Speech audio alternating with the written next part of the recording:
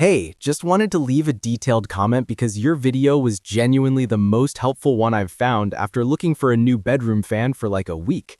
I kept seeing this Dreo model pop up, but all the reviews were either super short, "it's great" clips, or felt like straight up paid ads. I was getting frustrated, especially because my main concern is noise. I'm a really light sleeper. Your video popped up in my recommendations, and the title Quiet Standing Fan and the velocity spec caught my eye, so I figured I'd give it a shot. I'm so glad I did. Right from the start, I appreciated the no-fluff approach. The unboxing was quick and to the point. You showed all the pieces clearly, and I'm really glad you spent a minute on the base assembly.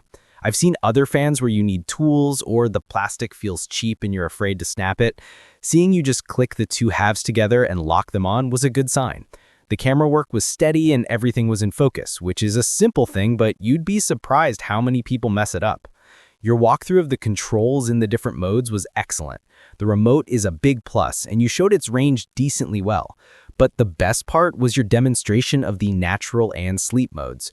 Most people just read the manual, but you actually let the fan run and pointed the camera at some ribbons, or something similar, to show how the natural mode really does vary the airflow, kind of like a breeze. That's a feature I probably would have ignored, but seeing it in action makes it seem genuinely useful. You also did a great job showing the oscillation angle. Seeing how wide or not wide the airflow covers is key for a bedroom. Okay, the main event, the power and the noise. That 25 feet per second claim is what Dreo plasters everywhere, and I've been super skeptical. Your test for this was the highlight of the review. Whether you used a proper anemometer or just a simple DIY test, it visualized the power. Seeing how far back you could stand and still get significant airflow was way more convincing than a spec sheet. It shows this thing can actually move air across a medium-sized room, not just right in front of it.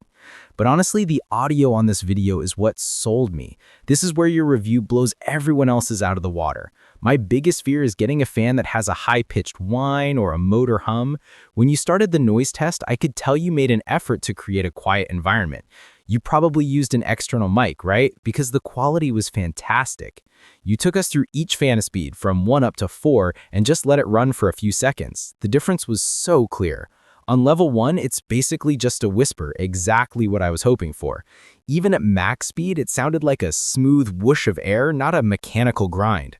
The sleep mode test, where it dims the lights and keeps the fan low, was the deciding factor for me. You brought the mic in close and it was still incredibly quiet.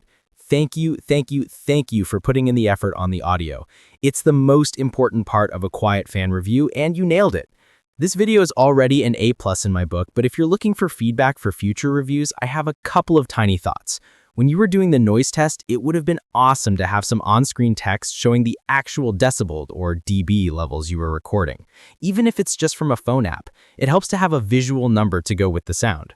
You mentioned it sounded quiet, but seeing a number like 35 dB would just be the cherry on top.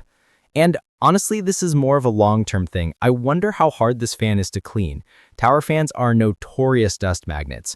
Maybe in a 6-month follow-up, you could show if the filter is easy to wash or if you can get inside to wipe the blades. Just an idea. But seriously, those are minor nitpicks on what is otherwise a fantastic, practical, and honest-feeling review. You covered every single question I had. The video was well shot, the audio was crystal clear where it mattered most, and you gave practical demonstrations instead of just reading a feature list. This is what a real-world review should be. I'm hitting subscribe, and I'm pretty much convinced this is the fan I'm gonna buy.